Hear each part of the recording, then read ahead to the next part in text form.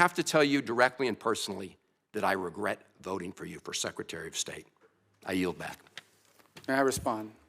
You may sit. Well, first of all, your regret for voting for me confirms I'm doing a good job, based on what I know. Well, that's about just your a record and flippant what you statement, stand Mr. for. Secretary. Can I respond, Mr. Chairman? You may. I didn't ask a Senator, question. please let the Secretary have I'd be the floor. happy to, but then I can respond to his Your response. time's up, Senator, and willfully used, I might add. Well- Your remarks do not represent the view of this committee. Well, Mr. Chairman- Secretary, please. Well, I'd like to. I can't respond to everything he said because much of these are untrue, but I'll go through a few. First of all, I'm actually very proud of the work we've done with USAID. For example, I don't regret cutting $10 million for male circumcisions in Mozambique. I don't know how that makes us stronger and more prosperous as a nation. I raised don't regret Sudan, Mr. psychosocial support services. I raised USAID. Sudan, Mr. Secretary. Can I not respond, Mr. Mozambique. Chairman, or do I? Senator, I'd ask you to suspend. You had 7 straight minutes of I chose to railing on- use my time that way, Mr. Chairman. That's my right to Please use my time suspend, that way. Secretary Rubio. Well, I can go on. I mean, there's other things here. We spent $227,000 for Big Cat's YouTube channel from USAID. We spent $14 million for social cohesion in Mali, whatever the hell that means. So I can go on and on. I got the list here, and there's more. I didn't even bring the whole list. In the case of El Salvador, absolutely. Absolutely. We deported gang members, including the one you had a Margarita with. And that guy is a human trafficker, and that guy is a gangbanger, and the evidence is going to be clear. In the days to come, Mr. you're going to see Chairman, who you went to look, defend. Senator, I'm sorry, please, Mr. Chairman. Secretary No. Rubio has the floor. Mr. Chairman, he can't make unsubstantiated comments Senator, like that. Secretary Rubio has the floor. You had Secretary your time. Rubio should take that testimony to the federal court of the Senator, United States because well, he hasn't done it under oath. Here's another point, okay?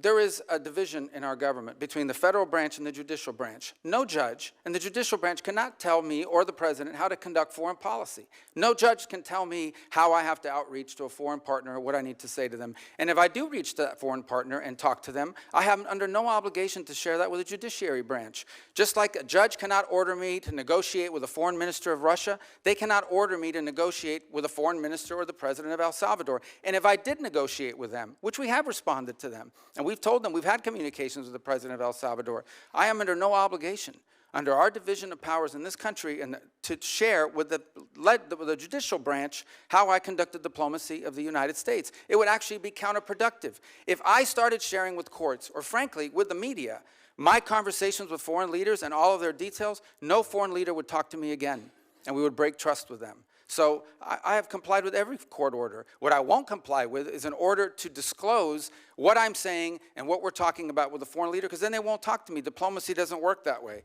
About the student visas, let me say this. I don't deport anybody, and I don't snatch anybody.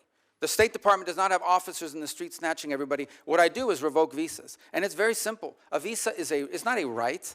It is a privilege. People apply for student visas to come into the United States and study. And if you tell me that you're coming to the United States to lead campus crusades, to take over libraries and try to burn down buildings and acts of violence, we're not going to give you a visa. Is that what Ms. Ostork did?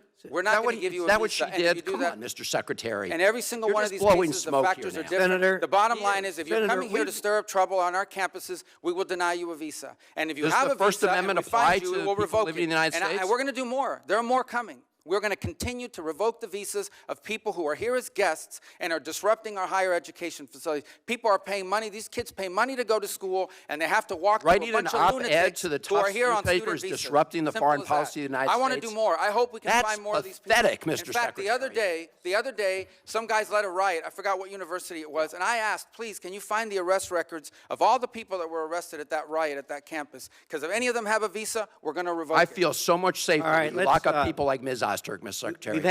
We've had enough time on the subject. Thank you very much. And we're going to move to Senator Lee.